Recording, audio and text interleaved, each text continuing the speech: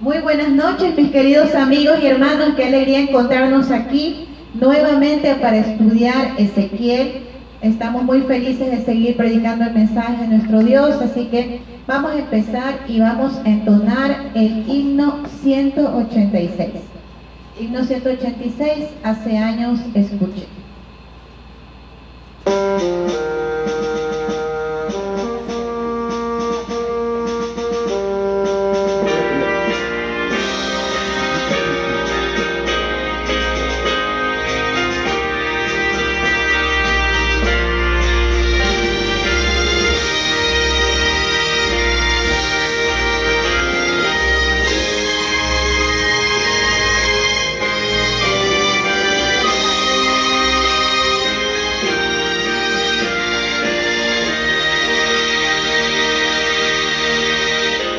Hace años escuché que Jesús volverá, con gozo acepté esta verdad.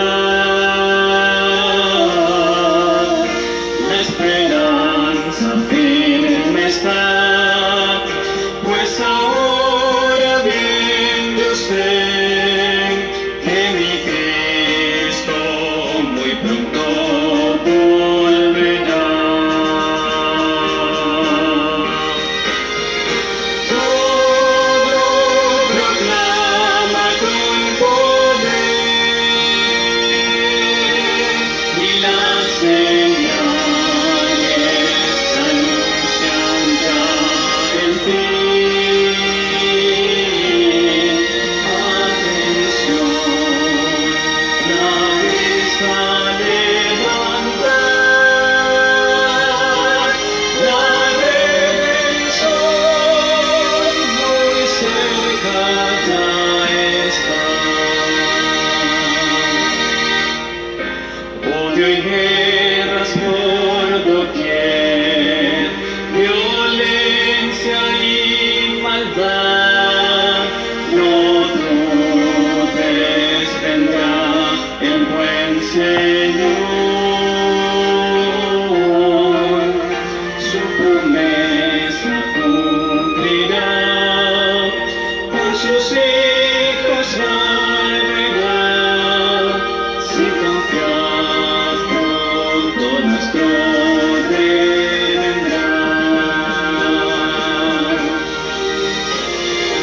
Todo proclama con poder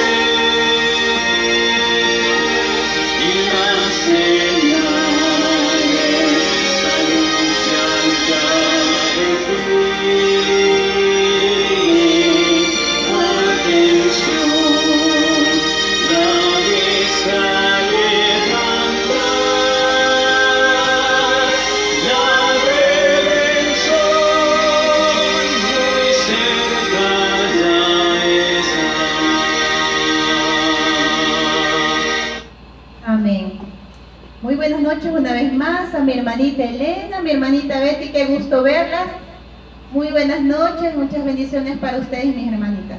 Vamos a empezar con una oración, así que vamos a orar, donde quiera que estemos, vamos a inclinar nuestros rostros para orar. Querido Padre Celestial, aquí estamos, mi Señor, un grupo de tus hijos, para agradecerte por tus cuidados, para agradecerte por tu soberanía, por tu majestad, mi Señor, que siempre nos cobija. Y en estos momentos, a veces que tenemos muchas pruebas, mi Señor, tú siempre estás ahí sustentándonos y dándonos fortaleza cuando necesitamos. Mi Señor, te pedimos también que por favor perdones nuestros pecados. Hemos pecado, nuestras familias, nosotros, mi Señor. A veces nos equivocamos, mi Señor, pero queremos estar preparados, queremos estar caminando en el camino de santificación que tú nos tienes preparado. Ayúdanos a reconocer en qué estamos fallando a la luz de tu palabra y poder enmendar esos errores, porque queremos permanecer santos, mi Señor, porque queremos verte cuando vengas en las nubes de los cielos. Mi Señor, también te pedimos por nuestros hermanos, familias que estén pasando algún problema. Hay tantas personas damnificadas en este momento por las épocas lluviosas, mi Señor, que están padeciendo muchas necesidades. Mi Señor, tú conoces a tus hijos, yo sé que los vas a cuidar donde quiera que estén. y vas a proveer a los que necesitan. Gracias, mi Señor, y ayúdanos a seguir también siendo fuente de bendición para los demás y también seguir enseñando y predicando tu palabra. Entonces te lo pedimos en el dulce nombre de nuestro Señor Jesús. Amén. Muy bien, vamos a invitar ahora a nuestro hermano Mauricio, que tendrá el estudio de Ezequiel capítulo 37, la parte 2.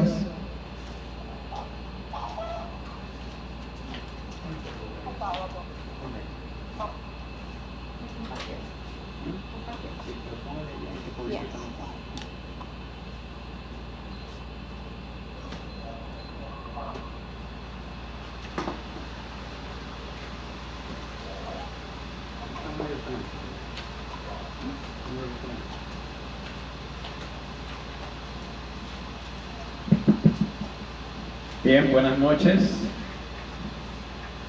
Buenas noches, mis hermanos. Es un gusto nuevamente estar con ustedes.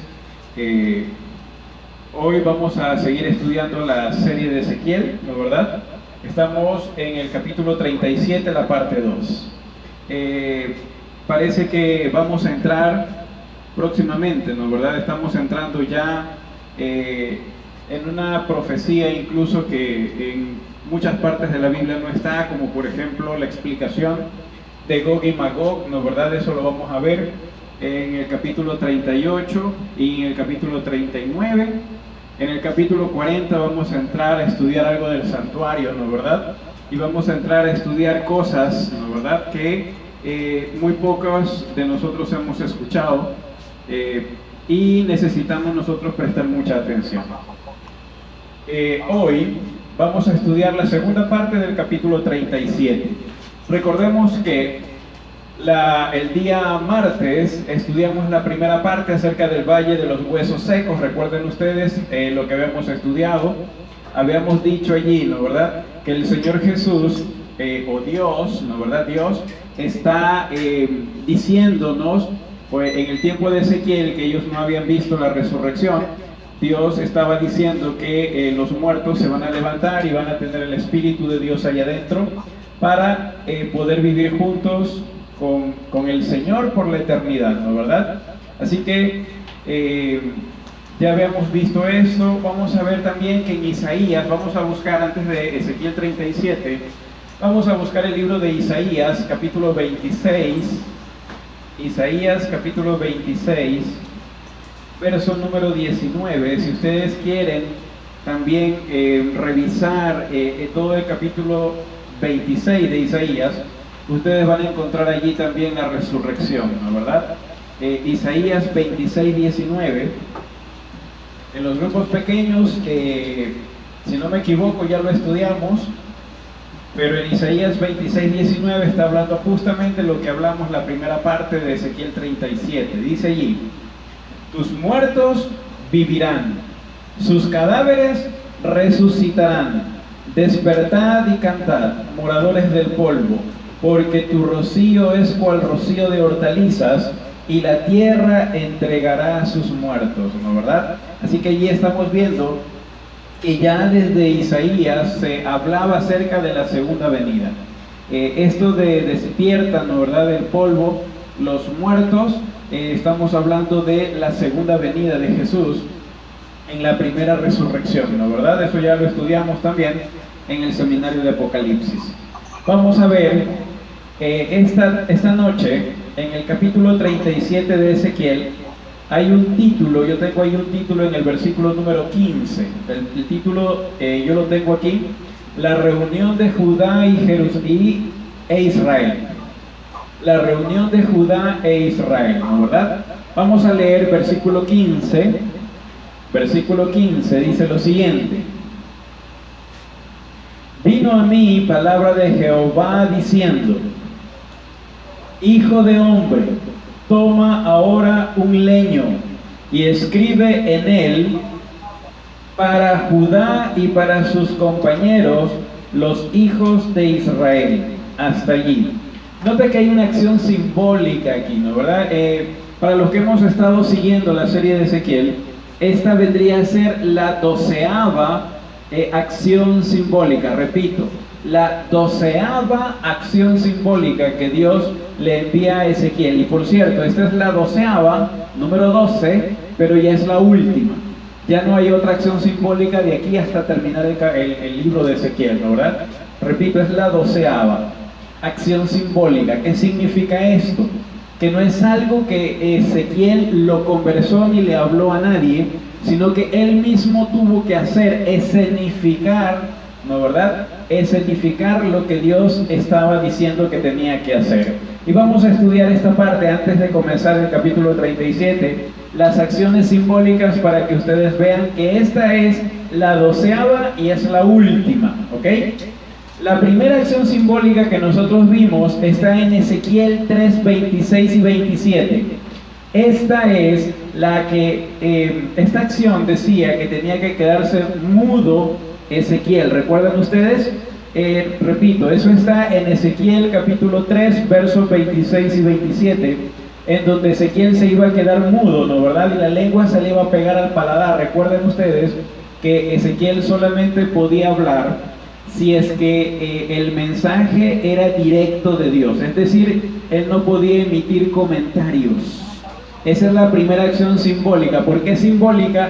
Porque las personas que estaban alrededor sabían que él podía hablar, pero él no podía hablar si Dios no le mandaba un mensaje directo. No podía amonestar a nadie, no podía decir nada. Esa es la primera acción simbólica que vimos. La segunda acción simbólica está en el capítulo 4, 1 al 3, ¿no, verdad? Ezequiel capítulo 4, 1 al 3. Ustedes pueden anotar ahí en un cuadernito para que ustedes tengan las 12 acciones simbólicas que tenía Ezequiel, o que Dios le dio a Ezequiel para el pueblo de Dios. Ustedes lo pueden estudiar para que ustedes vean el mensaje que Dios le mandó al pueblo por medio de símbolos aquí, ¿no, verdad? Por medio de escenas. Repito, la primera es la que él iba a quedar mudo. Eso está en Ezequiel 3, versículos 26 y 27, ¿no, verdad? Y allí él no podría hablar mensajes, sino solamente los mensajes directos que venían de Dios para el pueblo. Segunda acción simbólica está en Ezequiel capítulo 4, versículo del 1 al 3. Ustedes recuerdan allí el sitio de Jerusalén. ¿Qué tenía que hacer Ezequiel? Recuerden que tenía que hacer una maqueta en adobe o en una madera allí, ¿no, verdad? Tenía que hacer una maqueta, un dibujo, y entonces allí eso que representaba el sitio o el asedio que iba a tener Jerusalén o el pueblo de Dios. Tercera acción simbólica está en Ezequiel 4, del 4 al 8. Ezequiel capítulo 4, allí mismo, ¿no, verdad? Del 4 al 8, donde te explica del asedio. Solamente que aquí Ezequiel tenía que dormir 150, la Biblia dice 390, ¿no, verdad? Día por año, pues eran 390 años según la Reina Valera. Hemos tomado los datos de la Septuaginta, en donde dice 150 años, 150 días. Así que Ezequiel tenía que dormir 150 días de su lado izquierdo, ¿no, verdad? Ese sería ¿cuál estoy diciendo? La tercera, ¿no, verdad? Esa es la tercera acción simbólica. La cuarta viene más abajo, ahí en el mismo capítulo, en donde después de los 150 días, Ezequiel tenía que dormir 40 días sobre su brazo derecho. El uno representaba el pecado de Israel, el izquierdo, y el derecho representa el pecado de Judá, ¿no, verdad? Hasta allí, estamos en el cuarto, ¿no, verdad? A ver, 2, 3. El cuarto vendría a ser los 40 días que tenía que dormir Ezequiel sobre su brazo derecho. Allí mismo en Ezequiel capítulo 4, más abajo, ¿no, verdad? Donde estaban los 150 días. Por eso yo puse Ezequiel 4, del 4 al 8, ¿sí? Quinta acción simbólica, también está ahí en Ezequiel capítulo 4. Es acerca del alimento que debería prepararse Ezequiel. ¿Recuerdan ustedes que tenía que hacerse un pan, ¿no, verdad? Y tenía que cocerlo en un horno, en vez de ponerle leña, en vez de ponerle carbón, ¿no, verdad? Él tenía que poner heces fecales. Dios le permitió que no ponga heces fecales, sino que le ponga, digamos, heces de animales. Así que él tuvo que hacerlo y tuvo que comer. Imagínense ustedes ese pan. Lo que simbolizaba era directamente era la impureza del pueblo de Dios. Eso representaba allí, ¿no? ¿Verdad? La impureza del pueblo de Dios, cómo el hombre tenía que comer en el tiempo del sitio de Babilonia y de Roma, y ahora nosotros de Babilonia, lo que tenemos que comer el pan con no con el sudor de la frente, sino con angustia y con temor, ¿no? ¿Verdad? Eso representaba la quinta acción simbólica. Vamos a la sexta acción simbólica. Esto está en Ezequiel 5, del 1 al 4. Ezequiel 5, del 1 al 4, ustedes recuerdan, es una navaja. Tenía que coger una navaja y cortarse los pelos de la barba, recuerdan ustedes, y los cabellos de la cabeza. Todo eso tenía que coger y pesarlo en balanza. ¿Recuerdan ustedes? Tenía que pesarlo en balanza. Y esto representaba el juicio que Dios iba a enviar ¿sobre quién? Sobre el pueblo de Dios. Así que ya ahí tenemos, esa sería la sexta, ¿no? ¿Verdad? La sexta acción simbólica, la de la navaja. Vamos a ver la séptima acción simbólica. Está en Ezequiel 12, versículo del 1 al 6.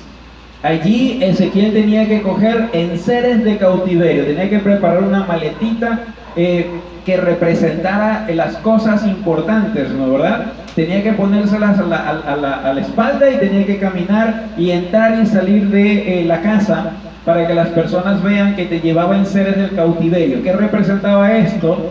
Representaba directamente que el pueblo iba a entrar en cautividad.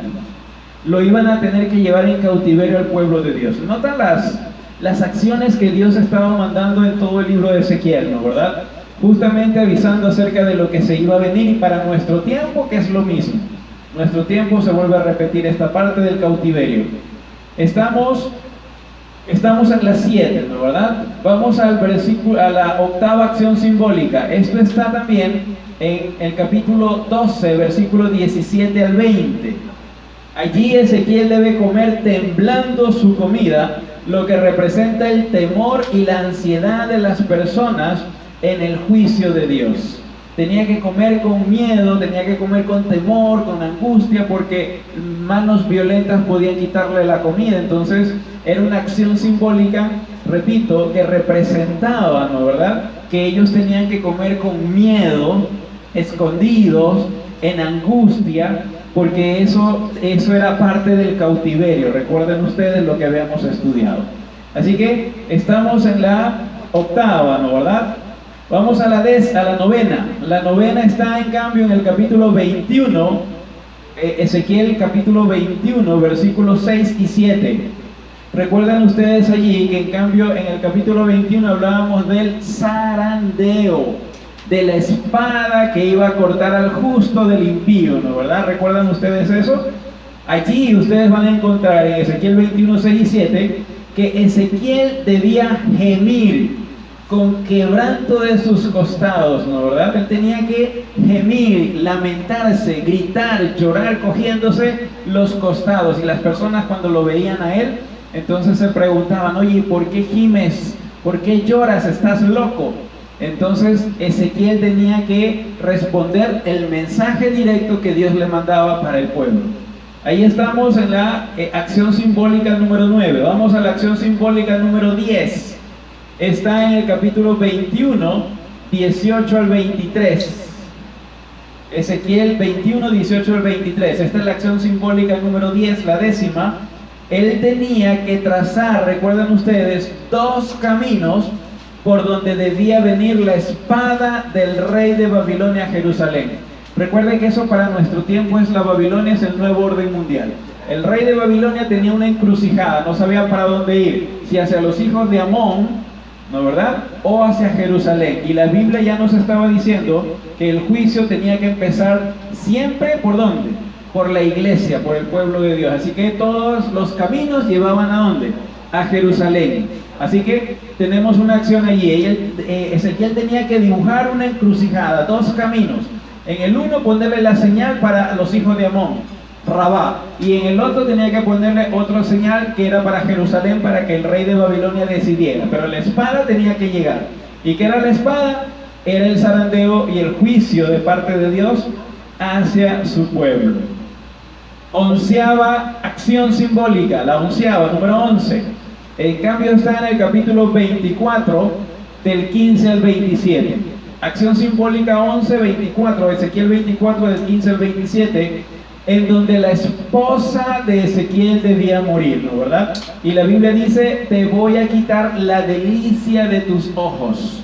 Era una acción simbólica porque por medio de la muerte de la esposa, que era la delicia de los ojos de Ezequiel, tenía que decirle al pueblo que la delicia de los ojos del pueblo tenía que ser quitado, ¿no, verdad? Eso también lo estudiamos allí, lo habíamos visto, es una acción simbólica, a pesar de que es una acción muy dura, pero era una acción que el profeta tenía que pasarlo por, como para poder explicarle el resto, ¿no, verdad? Hoy hemos visto la 12ª acción simbólica, 12ª y la última. La 12ª acción simbólica, en cambio, habla de un leño. ¿Recuerden ustedes allí? El Hijo de Hombre, dice Dios, Hijo de Hombre, toma ahora un leño y escribe en él. En el leño tenía que escribir para Judá y para sus compañeros los hijos de Israel. Sigo leyendo, dice allí, toma después otro leño y escribe en él para José, leño de Efraín, y para sus compañeros la casa toda de Israel. Así que miren esto, aquí yo quiero ponerles quiero explicarles esta parte de Judá e Israel, ¿sí? Si ustedes se dan cuenta, en el versículo que hemos leído, que es el 16, tenía que coger un leño. En ese leño tenía que ponerle ¿qué cosa? Judá y sus compañeros, los hijos de Israel. ¿Estamos hasta allí? Ahora, Judá, ¿a quién representa? Judá representa al pueblo de Dios. Otra vez, Judá representa al pueblo de Dios. Judá te representa a ti y me representa a mí. ¿Estamos de acuerdo? Estamos hasta allí. ¿Ok? Entonces, en el primer leño tenía que poner Judá, dice allí, y sus compañeros los hijos de Israel. ¿Quiénes son los compañeros? ¿Quiénes son estos personajes, los hijos de Israel? Los compañeros de Judá. Miren esto, vamos a buscar Segunda de Crónicas. Segunda de Crónicas. Vamos a buscar el capítulo 11. Segunda de Crónicas, capítulo 11. La Biblia nos está diciendo que hay compañeros de Judá. Dice allí, ponle allí en el leño Judá y los compañeros de Judá, los compañeros de Israel. Segunda de Crónicas, capítulo 11, versículo 12. ¿Lo tenemos? Segunda de Crónicas, capítulo 11, versículo 12. Dice lo siguiente. En todas las ciudades había escudos y lanzas. Las fortificó pues en gran manera, y Judá y Benjamín le estaban sujetos. Miren, cuando se habla de Judá, por lo regular se habla del reino del sur, ¿no, verdad? Recuerden ustedes que Israel se dividió. Israel antes era uno solo en los tiempos de David y de Salomón su hijo. Pero cuando terminó el reinado de Salomón, ¿no, verdad? Y vino Roboam, en cambio el reino se dividió en dos. Unos seguían a Jeroboam y otros estaban con Roboam.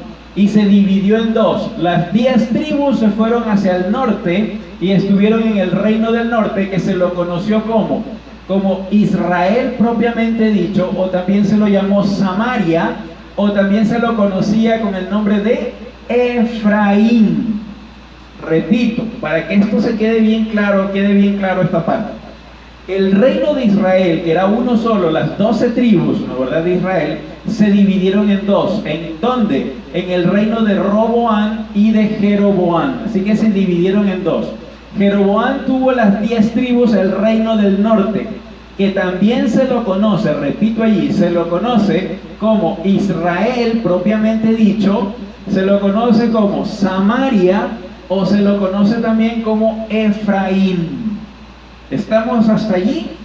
Efraín. Ahora, abajo en el reino del sur estaban las 2 tribus. Si habían 10 arriba y eran 12, quedaban todavía 2 tribus. En el reino del sur estaban 2 tribus. La tribu de Judá, que era numerosa, versus la tribu de Benjamín, que eran unos pocos. Judá y Benjamín en el reino del sur. Se lo conoce como Judá. Tú vas en estos tiempos, ¿no, verdad? Tú conoces el Estado de Israel, aparece allí el Estado de Israel, ahora se lo conoce como Estado, ¿no, verdad? Pero cuando tú vas a buscar de qué tribu es Israel, el Estado de Israel, tú le vas a llamar, ahí están los judíos. Cuando tú escuchas el término judío, enseguida, ¿qué te aparece en tu mente? Israel, ¿no, verdad? Pero es que Israel no solamente eran judíos. Lo que ocurre es que los únicos que prevalecieron en el tiempo, ¿no, verdad? ¿Eran quiénes? El reino del sur, o Judá, o los judíos propiamente dicho. Así que, cuando dice aquí, Judá y los compañeros de Israel. ¿Quién era Israel? Era el reino del norte. Significa que del reino del norte vinieron unas personas, ¿hacia dónde? Hacia Judá. Yo quiero que me vayan captando. Repito nuevamente. Cuando dice Judá y los compañeros de Israel, significa que de Israel, que es el reino del norte, bajaron unas personas y se unieron al grupo de ¿quién? De Judá. Por eso dice Judá. En un leño tenía que poner Judá y los compañeros de Israel. Por eso estamos buscando Segunda de Crónicas, capítulo 11, verso 12. Y vamos al versículo 13. Dice allí en el versículo 13: los sacerdotes y levitas que estaban ¿en dónde? En todo Israel, se juntaron a él desde todos los lugares donde vivían. Saltémonos al versículo 16. Tras aquellos acudieron también de todas las tribus de Israel los que tenían el propósito sincero de buscar ¿a quién? A Jehová, Dios de Israel, y fueron a Jerusalén para ofrecer sacrificios a Jehová, el Dios de sus padres. Oiga, ¿quiénes fueron? Primero dice que fueron los sacerdotes, los levitas, ¿no, verdad? Ustedes saben que los sacerdotes y levitas estaban tanto en Israel como en Judá, porque ellos no tenían territorio, ¿no, verdad? Así que ellos hacían el papel de sacerdotes, ese era el papel de los levitas. Pero dice que todos los sacerdotes que estaban en Israel se volcaron hacia Judá, hacia Jerusalén.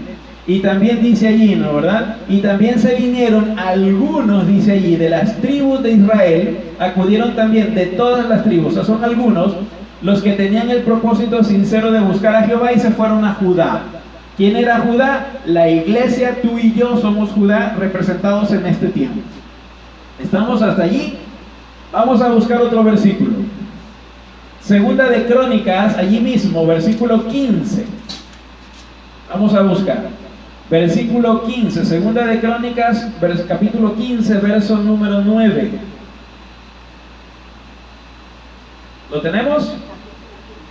Segunda de Crónicas, capítulo 15, verso número 9. ¿Lo tenemos? Dice lo siguiente: después reunió a todo Judá y Benjamín. Oiga, Judá y Benjamín, ¿a qué reino pertenecían?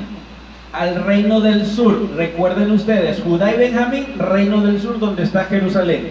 Dice allí: después reunió a todo Judá y Benjamín, y con ellos los forasteros ¿de dónde? De Efraín, de Manasés y de Simeón, porque muchos de Israel se habían pasado a él es Judá, ¿no, verdad? Se habían ido a Judá, viendo que Jehová su Dios estaba ¿con quién? Con Judá, estaba con él. Entendemos otra vez, de las tribus de Efraín, de las tribus de Manasés, dice allí, ¿no, verdad? Y los forasteros de Efraín, de Simeón también, dice, fueron a Judá, se pasaron hacia ellos, porque se dieron cuenta que Judá estaba ¿con quién? Con Dios. ¿Entendemos hasta allí? Ahora, tú me preguntas, ¿quiénes son los compañeros de Israel? Dice allí, el leño tenía que tener el nombre ¿de quién? Judá y los compañeros de Israel. Es decir, algunas tribus, algunas personas que estaban en la tribu de Israel, en Israel, en el reino del norte, ¿no, verdad? En las 10 tribus que estaban en el reino del norte, se dieron cuenta que Dios no estaba con Efraín, con Israel. Y ellos se cambiaron, ¿no, verdad? Ellos fueron a Judá porque veían que Judá estaba siendo sincero. Ellos querían buscar al Señor de una forma sincera. Vamos a seguir y al final aclaramos esto, ¿no? Segunda de Crónicas, allí mismo, más adelante, capítulo 30. Segunda de Crónicas, capítulo 30. Capítulo 30, versículo 11. Y nos vamos al 18. Segunda de Crónicas, capítulo 30, más adelante, versículo 11 y nos vamos al 18. ¿Está bien? Dice lo siguiente, versículo 11. Con todo, algunos hombres de Aser, de Manasés, de Zabulón, se humillaron y vinieron ¿a dónde? A Jerusalén. ¿Dónde estaba Jerusalén? En el reino del sur, en Judá. ¿Entendemos hasta allí? ¿Quiénes son los que se cambiaron? Dice allí, algunos hombres de Aser, de Manasés, de Zabulón, se humillaron y vinieron a Jerusalén. Veamos el versículo número 18. Vámonos al versículo 18. Segunda de Crónicas 30, 18 dice, porque una gran multitud del pueblo de Efraín y Manasés y de Isaacar y de Zabulón no actuaron conforme a lo que está escrito, pues comieron la Pascua sin haberse purificado, es decir, eran impuros. Comieron la Pascua estando en una forma como impuros, solamente podrían participar los que estaban purificados. Esa era la tradición, el rito, ¿no, verdad? Pero Ezequías, dice aquí, oró por ellos diciendo, Jehová que es bueno, sea propicio a todo aquel que ha preparado su corazón para buscar ¿a quién?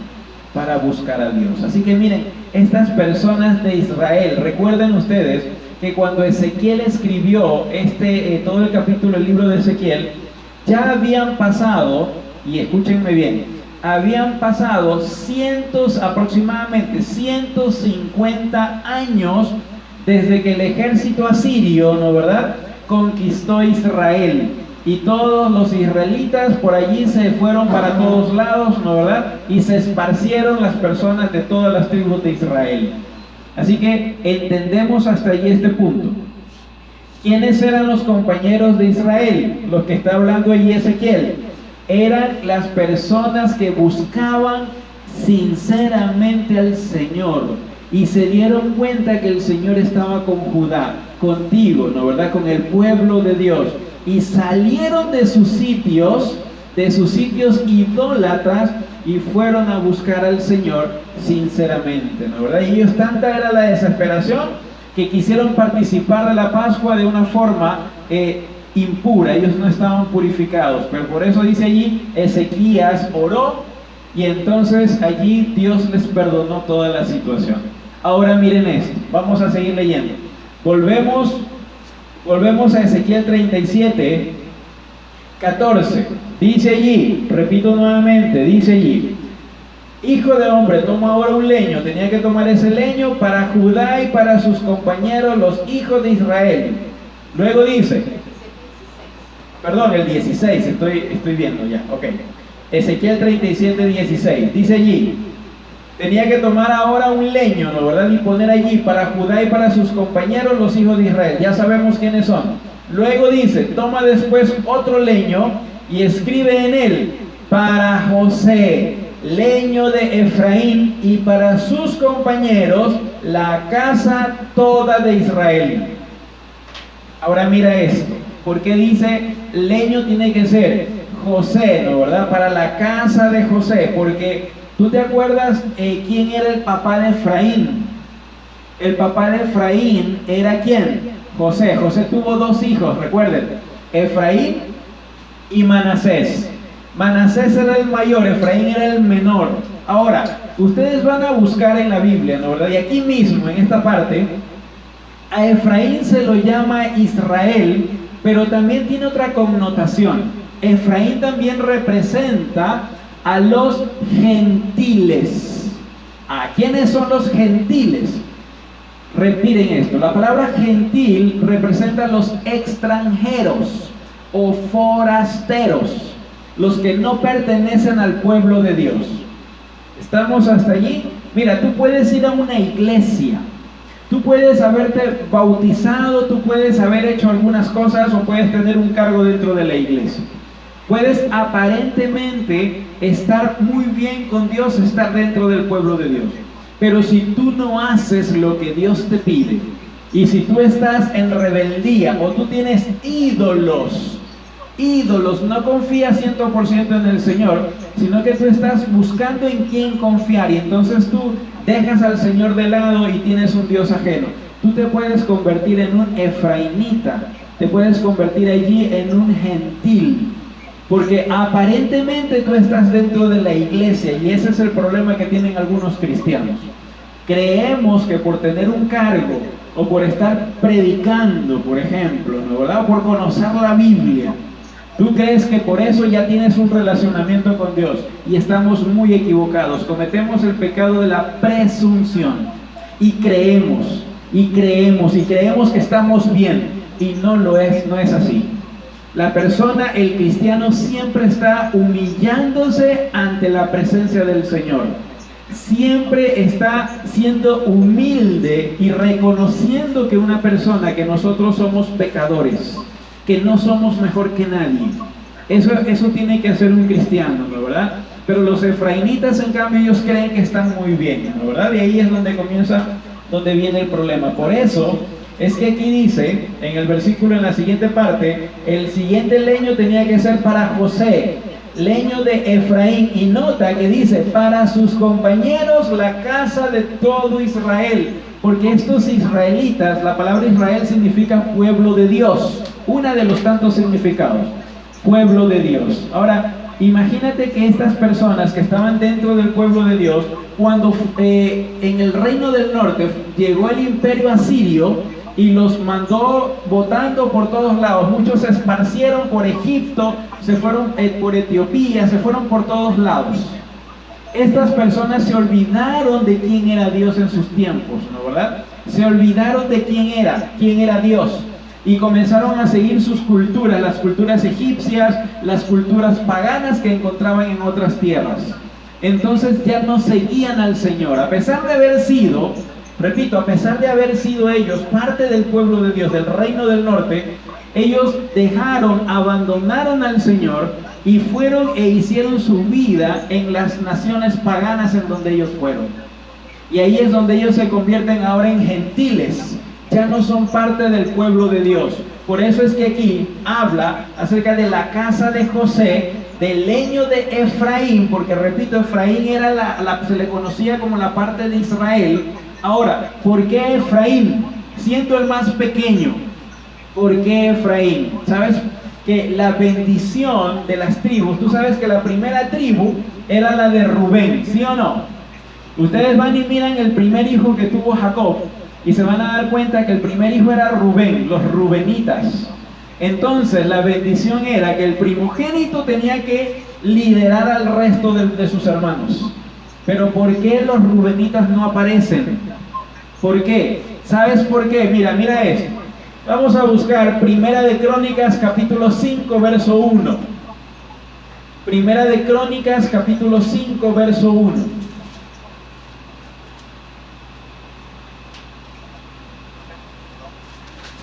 Primera de Crónicas capítulo 5 verso 1. Mira lo que dice allí. ¿Lo tenemos? Primera de Crónicas capítulo 5 verso 1. Repito, los rubenitas tenían que tener, ¿no verdad? Ellos mucha más influencia contra todo el reino del norte porque ellos eran los mayores. La bendición siempre estaba dada al primogénito y la bendición del primogénito decía que ellos iban a gobernar sobre los otros hermanos, sobre los más pequeños. ¿Por qué se le quitó a Rubén la bendición, ¿no verdad?, del primogénito? Miren eso. Primera de Crónicas capítulo 5 verso 1. Dice lo siguiente: Rubén era el primogénito de Israel, pero como profanó el lecho de su padre, sus derechos de primogenitura fueron dados a los hijos de José, hijo de Israel, y no fue contado por primogénito. ¿Lo tienes allí? ¿Lo estamos captando? Porque los derechos de primogénito o de primogenitura que debería tener Rubén al ser el primogénito, el mayor, dice allí, le fue quitado y se lo fue entregado a los hijos de José. ¿Cuántos hijos tenía José? Efraín y Manasés. Pero la influencia que tuvo Efraín fue mucho más fuerte. Por eso es que en todas las tribus la influencia de Efraín es lo que dominaba. Y lamentablemente Efraín recuerden ustedes que José tuvo una esposa. ¿Ustedes recuerdan cuál era la esposa de José? La esposa de José era la hija del faraón, o sea que él se casó con una persona pagana. Así que ustedes conocen que en un hogar, ¿no verdad? Y tenían ellos en el hogar dos hijos, Manasés y Efraín. Y resulta que en Manasés hay un comentador que dice que Manasés tuvo la influencia mayoritaria del papá, de José. Y en cambio Efraín tuvo mayormente la influencia de la mamá, la influencia pagana. Es decir, comenzó a ver la idolatría, le gustaban las cosas idólatras.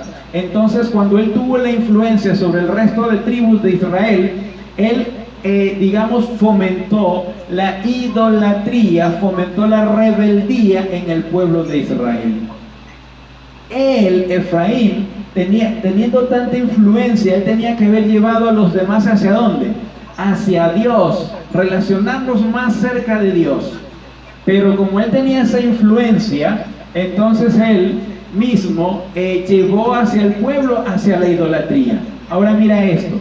Esto no es así nada más, no es por gusto, ¿no?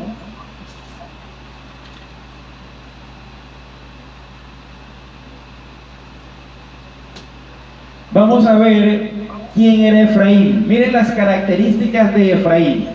Vamos a ver las características de Efraín para que tú te des cuenta. Repito aquí esta parte para que se quede bien entendido. Efraín vendría a representar a los gentiles.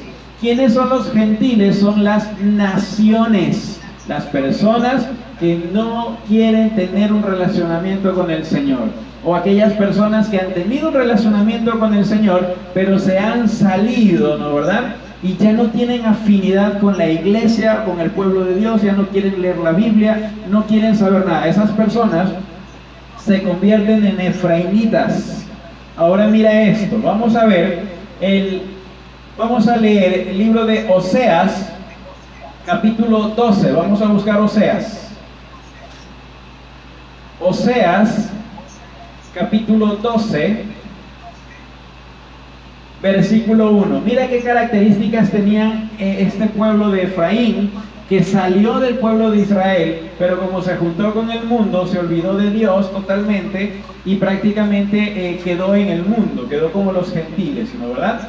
Mira esto. Oseas capítulo 12, verso 1. ¿Lo tenemos? Oseas 12:1. El libro de Oseas es el que más habla acerca de Efraín.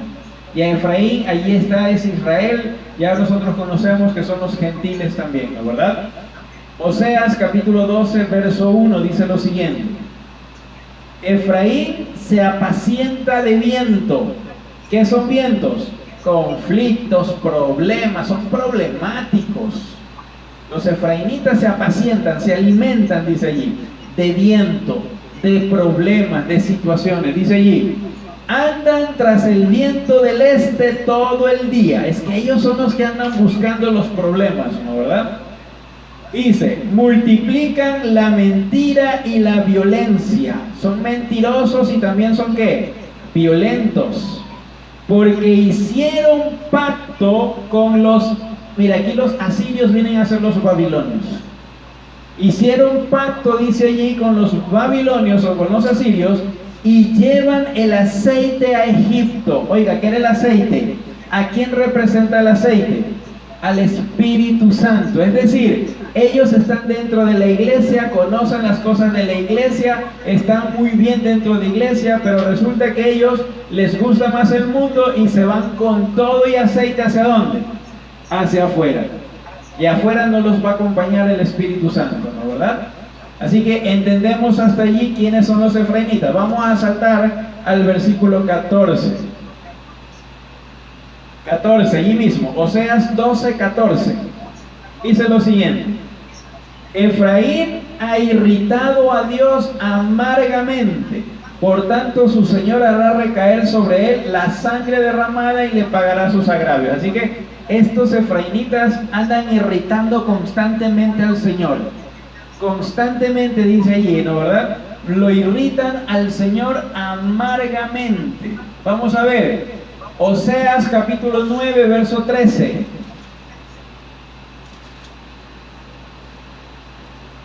Oseas capítulo 9, versículo número 13. Miren lo que dice allí. Efraín, según veo, es semejante a Tiro. A ver, ¿quién es Tiro? De lo que hemos estudiado, ¿quién es Tiro? Tiro es Babilonia. O sea, son como se comportan como los babilonios. Recuerda que Babilonia también significa confusión. Aparte de puerta de los dioses, significa confusión. Dice, situado en un lugar delicioso, pero Efraín llevará a sus hijos ¿a dónde? A la matanza. Es que como es buen líder, estos efraimitas son buenos líderes, ¿no verdad? Ellos, en vez de llevarlos a Dios, están llevando a las personas, a sus hijos, a sus descendientes, a los que siguen sus doctrinas, están llevándolos ¿a dónde? A la matanza. No los están llevando a Dios. ¿Ok? Vamos a seguir. Oseas capítulo 7. Oseas capítulo 7. Veamos el versículo 8. 8, 9, 10 hasta el 11. Oseas capítulo 7, versículo del 8 al 11. Dice lo siguiente: Efraín, dice allí, se ha mezclado con los demás pueblos. Efraín es como una torta no volteada. O sea, ¿qué es lo que hace Efraín? ¿Recuerdas cuando la Biblia decía, no verdad? Cuando Dios le decía al pueblo de Israel que ellos no tienen que juntarse ¿con quién? Con otros pueblos. Pero en cambio los efraimitas sí andan juntos, ¿no verdad? Dice allí, se han mezclado. Recuerda que a Satanás le ayuda mucho la mezcla de doctrinas. Y ahí es donde vienes con ideas muy raras, ¿no verdad? Porque te mezclaste tanto con tantas personas que comienzas a hablar casi igual que las demás doctrinas que ellos tienen. Y son doctrinas que están fuera de lo que dice la Biblia, ¿no verdad? Así que estos efraimitas les gustan mezclarse con los demás pueblos. Gente extraña ha devorado su fuerza y él no lo sabe. Ya se ha cubierto de canas y él no lo sabe. Versículo 10. La soberbia de Israel testificará en su contra. Con todo, ellos no se vuelven ni buscan a Jehová su Dios. No quieren convertirse. ¿Y sabes por qué no quieren convertirse? En el caso de los efraimitas que están dentro de iglesia, es porque ellos creen que están bien con el Señor. A pesar de estar mezclados con otros pueblos paganos, ellos creen que están muy bien con el Señor. Sigue diciendo, versículo 11. Efraín es como una paloma incauta. Nota que es una paloma. O sea, son tranquilos aparentemente, pero están incautos. Dice allí, sin discernimiento. Ellos claman a Egipto. Egipto representa al mundo. Ellos claman al mundo y acuden a Babilonia. Así es Babilonia. Así que como no tienen discernimiento es tener sabiduría de parte de Dios, ¿no verdad? El Espíritu Santo para que tú sepas qué camino tomar, qué decisión tomar en favor de los principios de Dios. Eso es tener discernimiento. Hay pueblos, allí hay iglesias, ¿no verdad?, que no saben que ahora viene esto, vienen las vacunas y no sabemos si vacunarnos o no vacunarnos, y ahí porque vemos que los líderes dicen que sí, entonces nosotros que no tenemos discernimiento, entonces seguimos ¿a quién? A los líderes por no tener discernimiento. Recuerda que el discernimiento lo da el Espíritu Santo. Debemos aprender a tener ese discernimiento para dejar de ser efraimitas. ¿Entendemos hasta allí? Así que ya conocemos algunas características de los efraimitas. Tengo otros versículos, vamos a ver otro versículo más. Oseas 8. Oseas 8:11. Veamos, Oseas 8:11 hasta el 12 dice allí, ¿no es verdad? 11:12 dice allí: porque multiplicó Efraín los altares. ¿Qué se hace en un altar? Se dan las ofrendas para Dios, las ofrendas gratas para Dios. Pero dice aquí que Efraín multiplicó los altares para pecar, o sea, son altares idólatras. Dice, tuvo altares Efraín, pero solo para pecar. Le escribí las grandezas de mi ley y fueron tenidas por cosa extraña. O sea, las características de los efraimitas. Eso del sábado, ¿no? ¿Verdad? ¿Qué cosa eso? No, si Dios nos dio todos los días para adorar al Señor. Y entonces pensamos, y cuando leemos Biblia, los mandamientos, enseguida cogemos y decimos es cosa extraña. Nota que son características de ¿quiénes? De los efraimitas. ¿Quiénes son los efraimitas? Los gentiles. No son la parte de Israel del norte. ¿Por qué? Porque con Judá, dice, vinieron los compañeros ¿de quién? De Israel. Con Judá en el primer leño. El segundo leño dice, de la casa de José. Viene de Efraín, que representan a las naciones juntamente con todo el pueblo de Israel. Recuerden que Israel estaba mezclado ¿con quién? Con las naciones. Así que ellos dicen todo el pueblo de Israel. En otras palabras, todas las personas que busquen de una manera sincera agradar al Señor, pero de una manera sincera. ¿Entendemos hasta allí? Volvemos a Ezequiel, porque después se me termina el tiempo. Ezequiel 37, estamos en el versículo 17, dice allí: júntalos, Ezequiel 37, 17. Júntalos luego el uno con el otro para que sean uno solo, y serán uno solo en tu mano. Así que esos dos leños tenían que ir unidos, porque lo que ocurre es que Dios está tratando de representar simbólicamente, recuerda que es la 12ª, ¿no verdad? Acción simbólica. Entonces Dios trata de representar, o sea, quiere unir los pueblos. El pueblo de Israel, que es el pueblo de Dios, con los gentiles que se arrepienten, ¿no verdad? Y se entregan al Señor. Vamos a ver quiénes son. Isaías 19. Isaías 19. ¿Quiénes son estos efraimitas? Isaías 19, veamos. Isaías 19, 19 en adelante. Isaías 19, 19 en adelante. ¿Lo tenemos? Dice lo siguiente: en aquel tiempo habrá un altar para Jehová en medio de la tierra de Egipto. Oiga, Egipto representa al mundo. Y Dios dice que va a haber un altar para Dios allí en Egipto, en el mundo. En medio de la tierra de Egipto, y un monumento a Jehová junto a su frontera. Recuerda que el monumento, alguna vez en los grupos pequeños estudiamos que el monumento, tanto como el monumento, la señal era en el día sábado. ¿Recuerdan? Los que hemos estudiado en el grupo pequeño. Versículo siguiente, 20. Será por señal y por testimonio a Jehová de los ejércitos en la tierra de Egipto, porque clamarán a Jehová a causa de sus opresores, y él les enviará un salvador y defensor que los libre. Jehová se dará a conocer ¿en dónde? En Egipto, en el mundo, en las naciones. Y los de Egipto conocerán a Jehová en aquel día. Harán sacrificio y ofrenda, oblación. Harán votos a Jehová y los cumplirán. Nota que los del mundo, las naciones, los que no conocían al Señor, hacen votos y los cumplen. Oiga, ¿y nosotros hacemos votos y los cumplimos? Algunos no, es un poco difícil. Pero ellos están tan enamorados de Dios que cuando les hacen el voto al Señor, ellos lo cumplen. Aquí está diciendo, versículo 22. Y herirá Jehová a Egipto, lo herirá y lo sanará. Ellos se convertirán a Jehová y él les será clemente y los sanará. En aquel tiempo habrá un camino de Egipto hasta Babilonia, hasta Siria. Y entrarán babilonios en Egipto y egipcios en Babilonia. Y los egipcios y los babilonios servirán juntos ¿a quién? A Jehová. Oiga, van a servir juntos a Dios. ¿Quiénes son los de Egipto? Las naciones. Ahí están los efraimitas. Ahí están los gentiles. ¿Estamos de acuerdo hasta allí?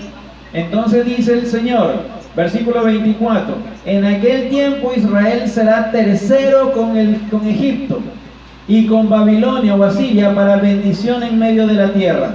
Porque Jehová de los ejércitos los bendecirá diciendo: bendito sea Egipto, pueblo mío. Oiga, ¿cómo le dice? Pueblo mío. ¿Qué significaba pueblo mío? Israel. ¿Recuerdan ustedes allí? Pueblo mío. Y Asiria o Babilonia, obra de mis manos. Y Israel, que quedó tercero, va a ser mi heredad. ¿Estamos hasta allí?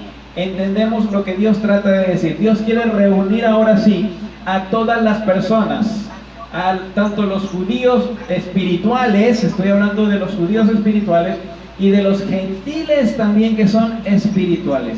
Quiere hacerlos una sola familia. Quiere que se unan esos dos leños, ¿no, verdad? Vamos a seguir leyendo, versículo 18, Ezequiel 37, 18.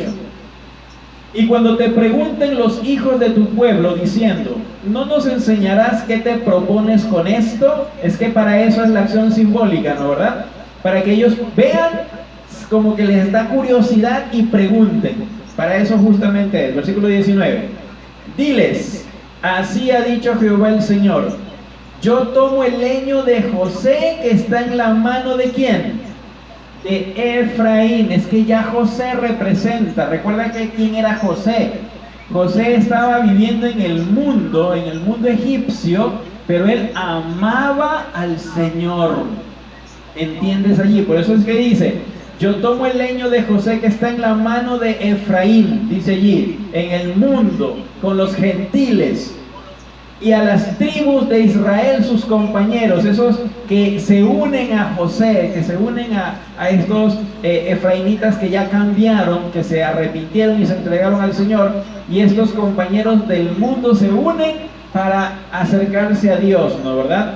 Y dice allí: y los pondré con el leño de Judá, haré de ellos, ¿qué dice Dios? Un solo leño, y serán uno en mi mano. Es un solo pueblo que quiere Dios.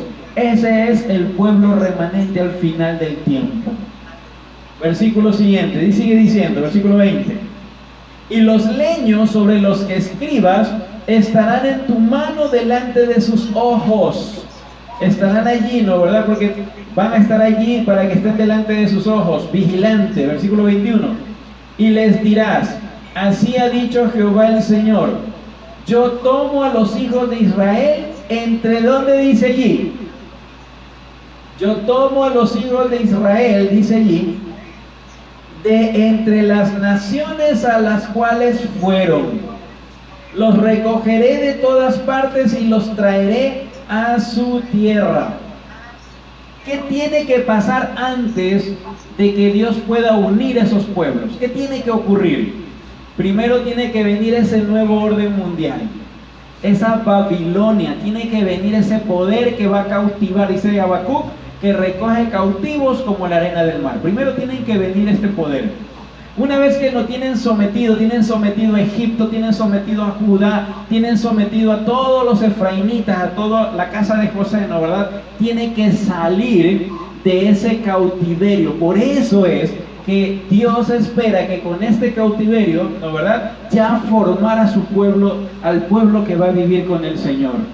Es que con ese horno de aflicción, porque es una aflicción muy fuerte la que se viene por medio del nuevo orden mundial, con eso Dios espera que tú, al momento de sentirte solo, afligido, pisoteado, humillado, cuando tú te sientas así, ¿no, verdad? Dios espera que tú te acerques al Señor. Mira lo que dice Deuteronomio. Vamos a recordar lo que dice Deuteronomio.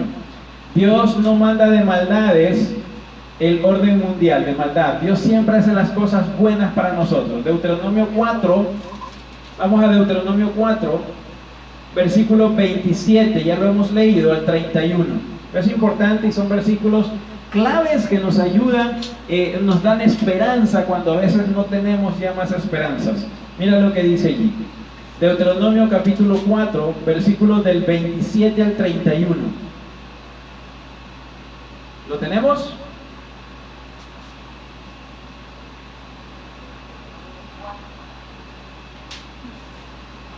Deuteronomio 4, versículos 27 al 31.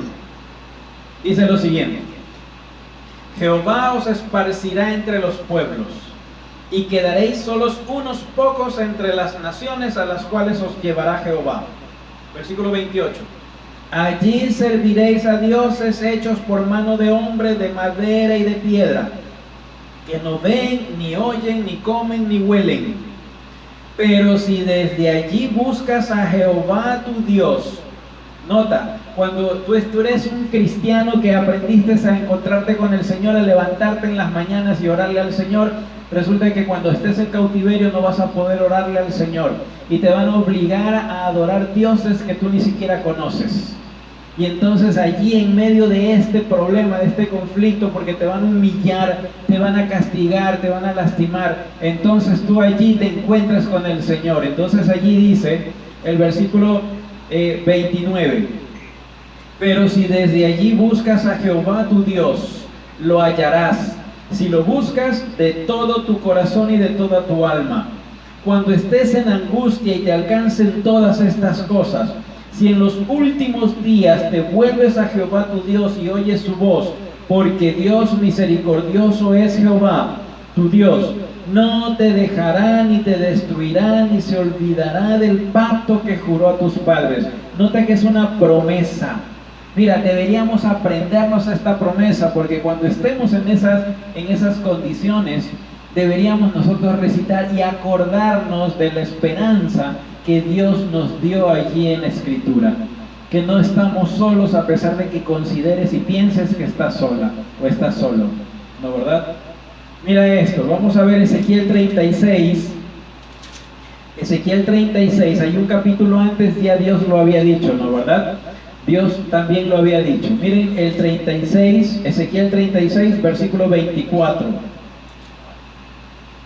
Versículo 24, dice allí: y yo os tomaré de las naciones, os recogeré de todos los países y os traeré a vuestro país. Dios está diciendo que va a liberarnos en donde estemos. Mira, confía en Dios. La fuerza que tú debes tener, ¿no, verdad? Allí te la va a dar Dios, siempre y cuando tú confíes en Él. Eso es lo que Dios espera de nosotros. Si ahora en tiempos de libertad no tienes esa confianza en Dios, créeme, Dios espera que con el nuevo orden mundial tu vida cambie y te conviertas. Esa es la última opción que tú tienes para cambiar. Si tú no cambias, entonces habrá sido ya lo último. Ya no hay más opciones, porque ya después de eso que viene, se acaba el tiempo de gracia y Cristo ya viene dentro de muy poco. Ahora en nuestros tiempos todavía tenemos que acercarnos al Señor. Volvemos a Ezequiel 37. Estamos en el versículo 21, ¿no, verdad? Dios dice, estamos en el 22, versículo 22, Ezequiel 37, 22. Dice allí: haré de ellos una sola nación en la tierra, en los montes de Israel, y un mismo rey será el rey de todos ellos. Nunca más estarán divididos en dos reinos. Nunca más se van a dividir, ¿no, verdad? El reino del norte, el reino del sur. No era la idea de Dios que se dividan, ¿no, verdad? Eso ya sabemos y conocemos en la historia las cosas que pasaron, pero Dios ya lo había predicho. Así que entendemos esta situación. Dios no espera, nuevamente dice, no va a pasar esto, de que van a quedar divididos en dos reinos y vamos a tener un rey. Recuerda quién es ese rey, ¿no, verdad? Vamos a ver. Veamos Jeremías capítulo 50, versículo 4. Vamos a buscar. Jeremías capítulo 50, verso 4.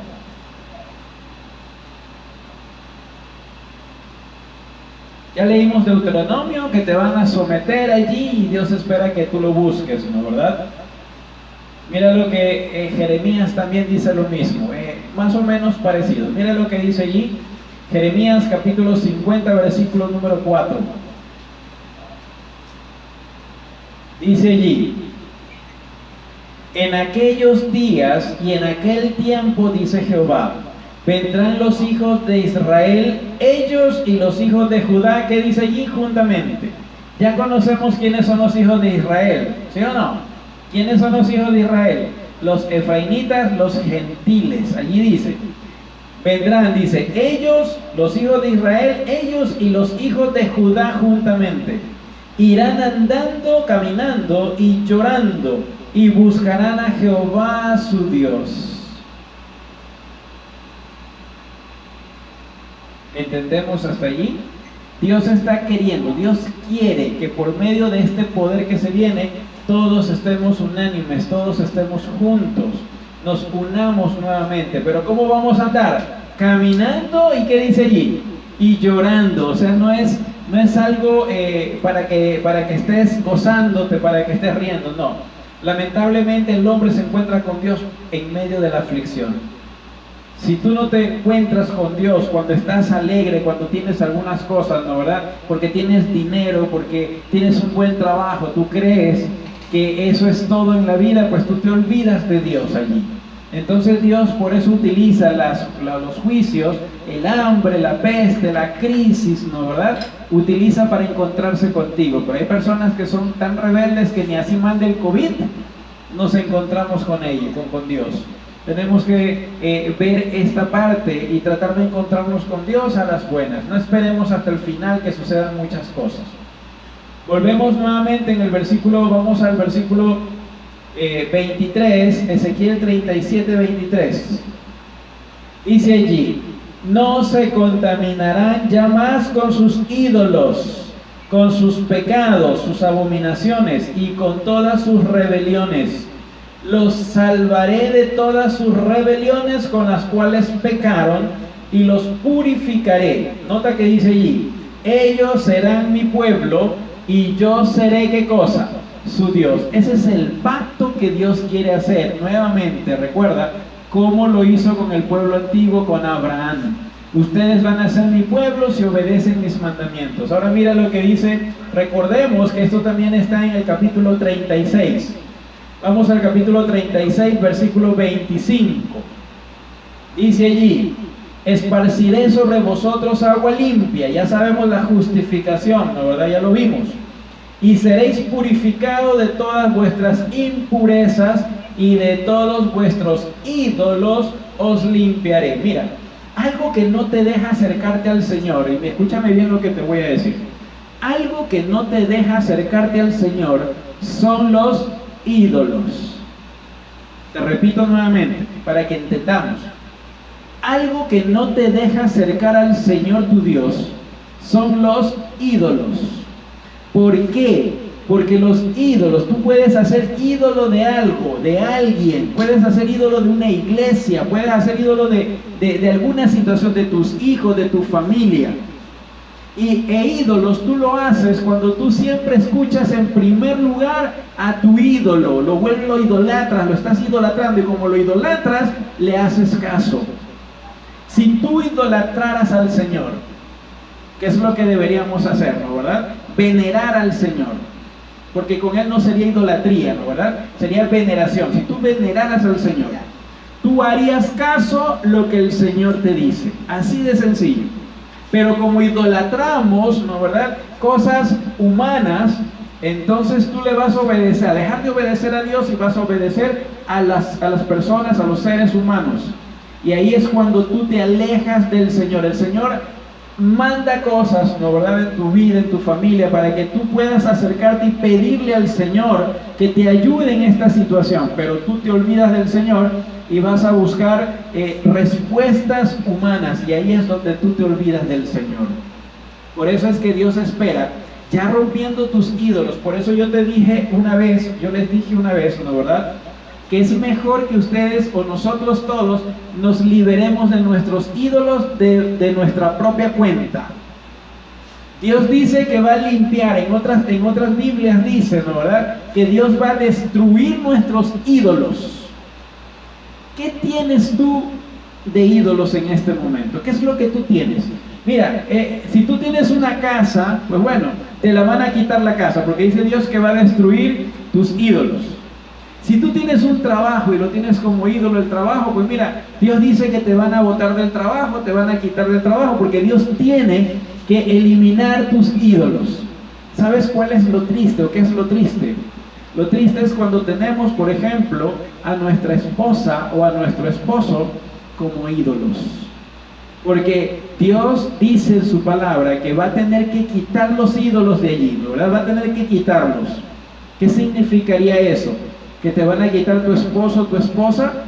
Ahora, si tú idolatras a tus hijos, ¿cómo tú sabes que idolatras a tus hijos? ¿Cuándo tú idolatras? Cuando le haces caso más a tus hijos que a Dios. El sábado estás más con tus hijos, preocupado más por lo que pasan con tus hijos que por el día sábado. Entonces tú allí estás haciendo ídolo de tus hijos. Y es muy lamentable, ¿no, verdad?, cuando Dios tenga que destruir nuestros ídolos.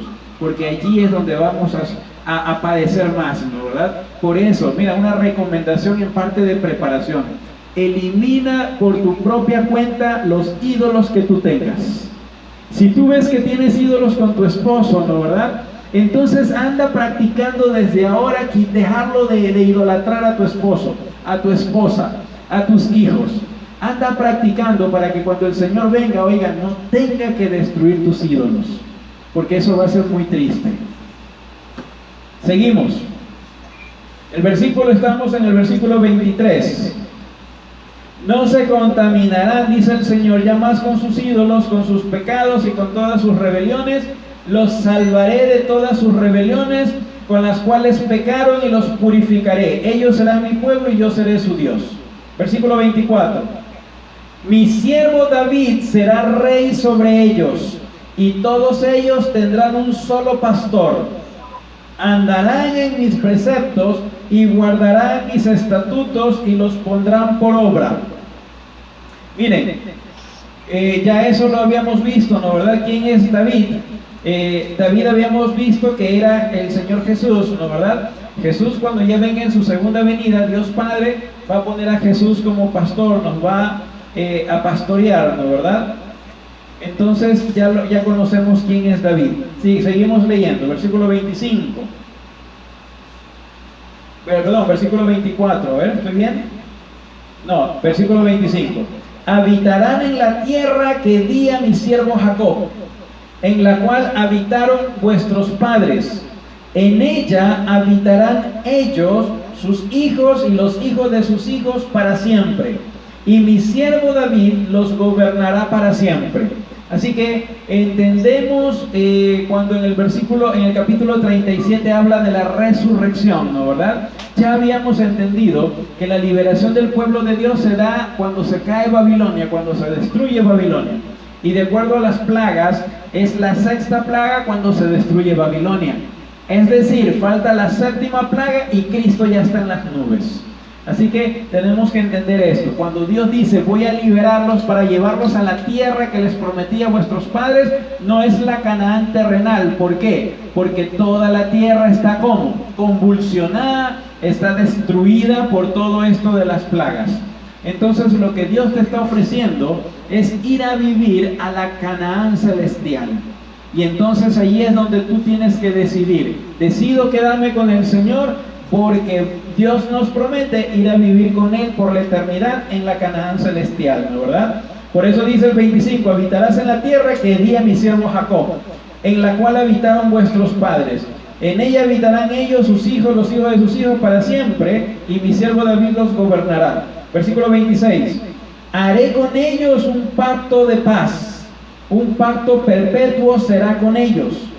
Yo los estableceré y los multiplicaré y pondré mi santuario entre ellos para siempre. Mira esto, ¿cuál es el pacto de paz?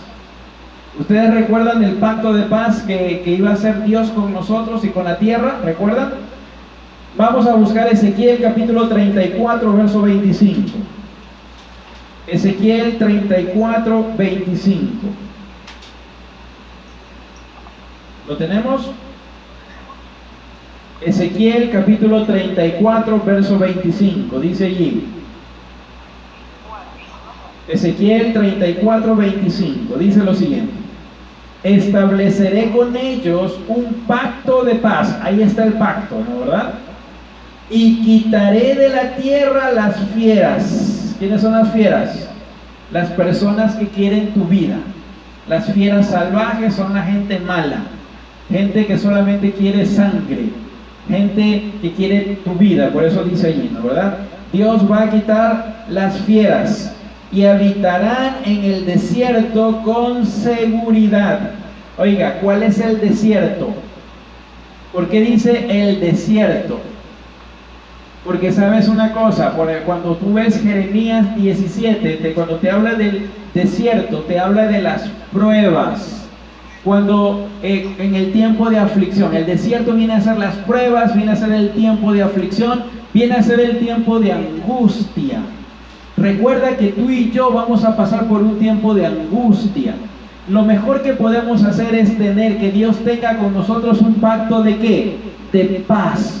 Nota que dice allí, haré un pacto de paz en el versículo 25, quitaré de la tierra las fieras, habitarán en el desierto con seguridad y dormirán en los bosques. Oiga, ¿quién puede dormir en los bosques con animales salvajes merodeando? Dios está diciendo que no te preocupes, que en ese tiempo yo voy a hacer un pacto de paz para estar allí. Eso ya lo habíamos visto, ¿no, verdad? Cuando estudiamos Ezequiel 34. Seguimos, estamos en el versículo 26, dice al final, yo los estableceré y los multiplicaré y pondré mi santuario entre ellos para siempre. Versículo 27, estará en medio de ellos mi tabernáculo, yo seré el Dios de ellos y ellos serán mi pueblo.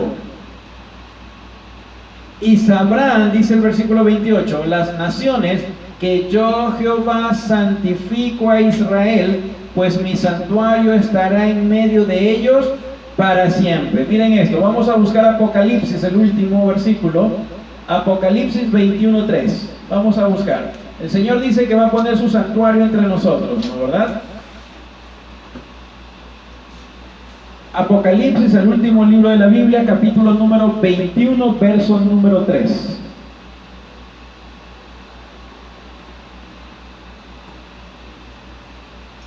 ¿Lo tenemos? Dice lo siguiente: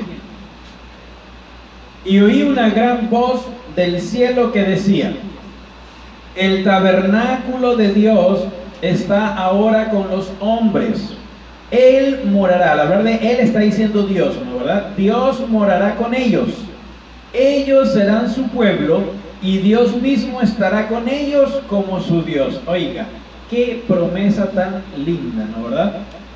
Dios se muda a vivir con nosotros. Entendemos allí cuándo va a ser la liberación. La liberación salimos, ¿no, verdad? Cristo viene en la séptima plaga, ya terminando la séptima plaga, Cristo viene y nos vamos a vivir a la Canaán celestial. Y Dios dice allí, ¿no, verdad? Dios va a vivir con nosotros y nosotros seremos su pueblo y Dios mismo será nuestro Dios, porque estará con nosotros, caminando en medio de nosotros. ¿Entendemos hasta allí? Ahora mira esto. ¿Cómo tú pretendes querer al Señor Jesús que camine por en medio de tu persona, en medio de nosotros, si no te has relacionado con Él? Necesitamos relacionarnos con Jesús. Necesitamos conocerlo a Jesús. Necesitamos seguir estudiando y aprendiendo de Él cada vez más. Pero lamentablemente a veces hay muchas personas que ya no quieren estudiar mucho de Biblia. Y eso se está aumentando mucho, ¿no, verdad?, en estos tiempos. Mientras más aprendas del Señor Jesús, más te vas a relacionar con Él, porque más te vas a enamorar de Él, porque aprendes de Él, ¿no, verdad?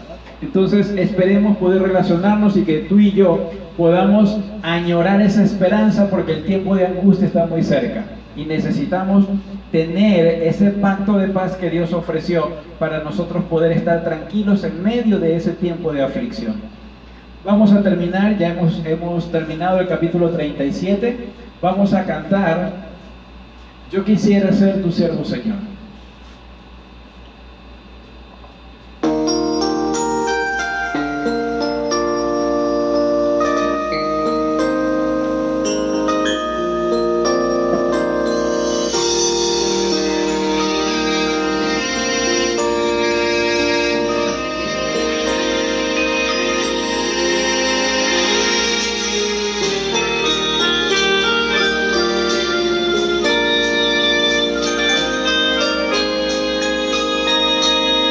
Como la nieve fiel al polvo es tu amor, así eres Dios.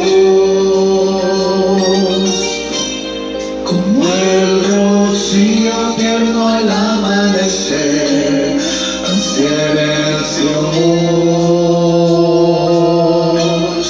Como la brisa que va suavemente en el mar, así es tu amor,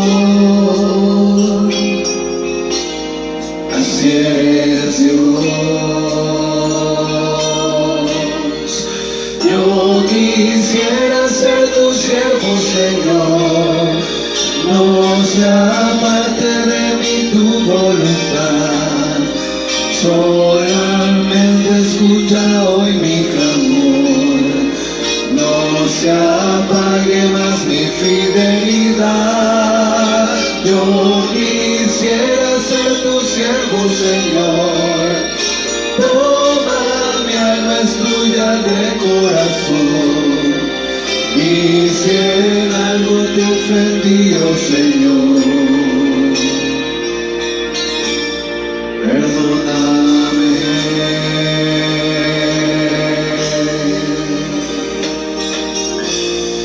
Como la nieve fiel al polvo es tu amor, así eres Dios.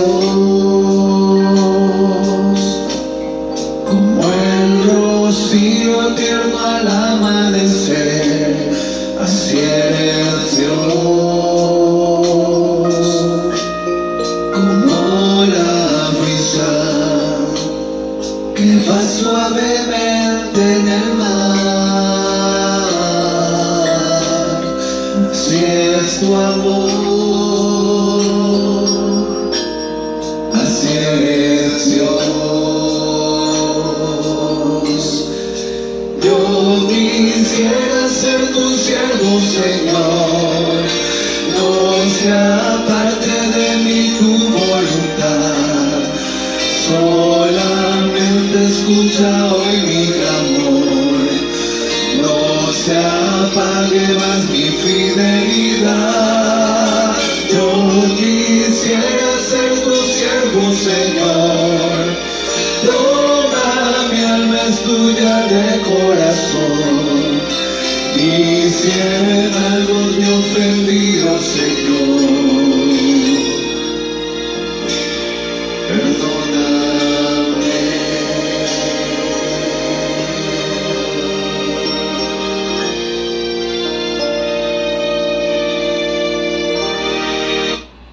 Bien, vamos a inclinar el rostro para comunicarnos con Dios.